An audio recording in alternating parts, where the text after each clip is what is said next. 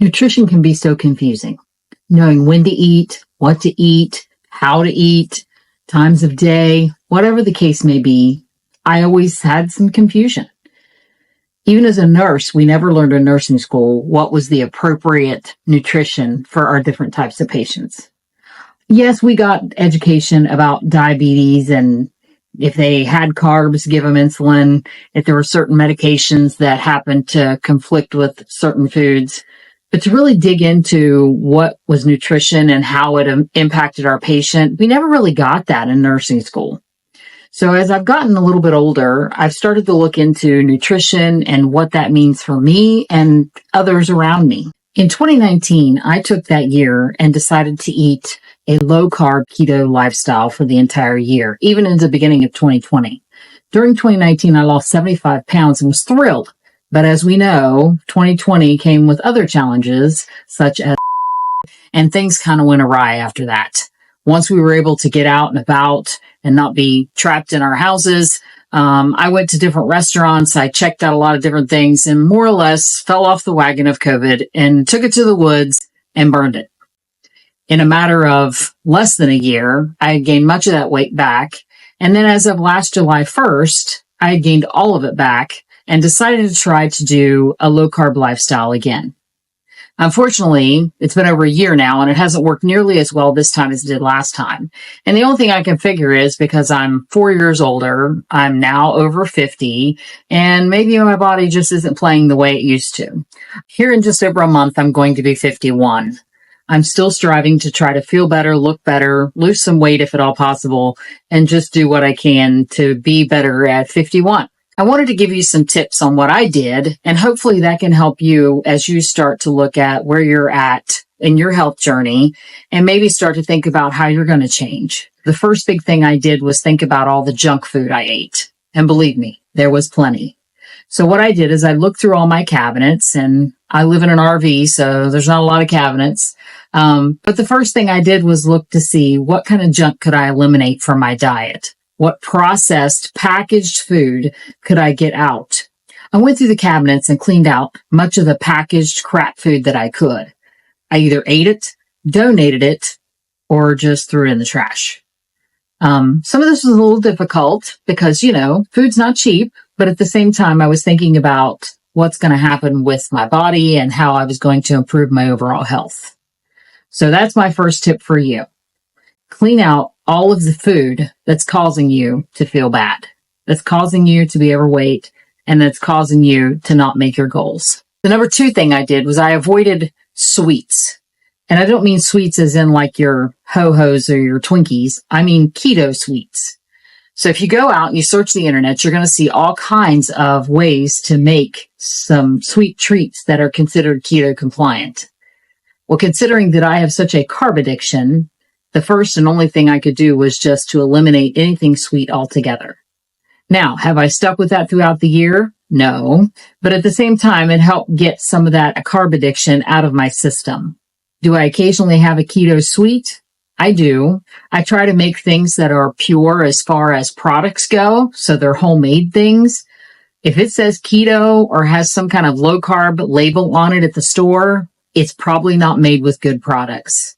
If you're going to stretch, make your own. But I highly recommend when you first start, just avoid them altogether. Number 3, try to make sure you're getting enough calories.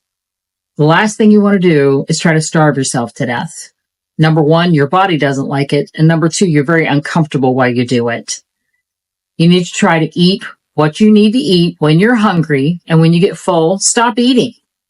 One of the biggest things we can do is kick our body into a starvation protective mode, and we don't want to do that here. We want to make sure we're getting enough calories and especially enough protein to get us through our day without our body feeling deprived and depleted. Number 4, get some physical activity. If that means getting up and walking around the house a little more than you did before, do it. If that means getting up and walking around your neighborhood, do it. If that means getting up and walking on the outside of your house, do it. Whatever it means to you to get more activity, do it. I'm guilty of having my waxing and waning in this subject myself. I would go some days of walking several miles and then other days of walking barely from one end of the house to the other. It's not easy to make that choice, to get yourself more physically active, but it's something we consciously need to do. I'm speaking not only to you, but I'm speaking to myself. I need to get better at this as well, even after over a year of this. And tip number 5 is just to get started. There's nothing worse than thinking, I'll start on Monday, or I'll do it next week, or I'll start at the beginning of the month. Just get started.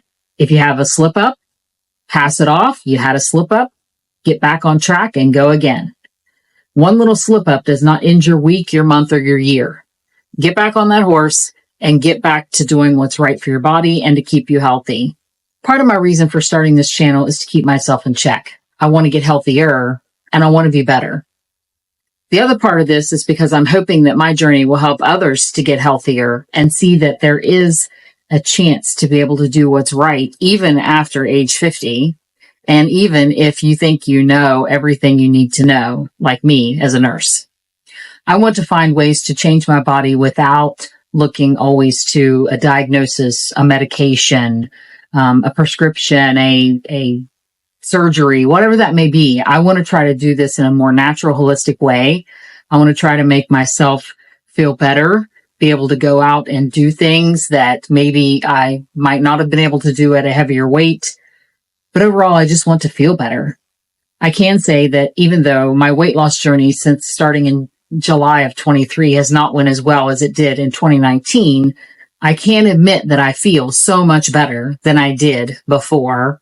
My joint pain is pretty much gone. I feel like I have more energy. I feel like I have more stamina. I don't have the brain fog, I guess is what they call it, that I feel like I had before. I don't feel like I need to take a nap or want to take a nap every couple of hours. I had gotten to the point to where I just didn't feel good. And so since starting doing the low carb lifestyle in July of 23, I feel so much better and I'm so thankful for it. I'm really hopeful that I can help someone out there, and I'd really appreciate it if you would comment on stuff that you would like to see in the future of this channel. I'm just getting started in the journey of YouTube, and I can say that I've been on the journey of the low carb lifestyle once before in 2019 and then again now, but I'm also continuing to learn more and more every chance I get. I watch a lot of other YouTube folks, and I also make sure that I do a lot of reading and listen to podcasts, and I'm really hoping that I can share some of my knowledge that I've garnered over the time with you as well. I'm really hoping that in the journey of my YouTube channel, I can share some recipes and cooking with you, also share the experience of other people who have went down the path of the low carb lifestyle and maybe the changes that they have seen within their own life and health. Overall, my main point is to try to keep myself consistent and maybe help others along the way. If you like this type of content, please subscribe to my channel. I will have much more to come. And I would also appreciate any comments of encouragement or questions you may have that I can make future videos about as well. Finally, what I'd like to say before you make any changes when it comes to your lifestyle, medications, or healthcare, consult your provider to make sure that you're both on the same page. Make sure that you don't stop any medications without consent from your physician first. And always remember, stay motivated, stay committed, and embrace your power to healthy.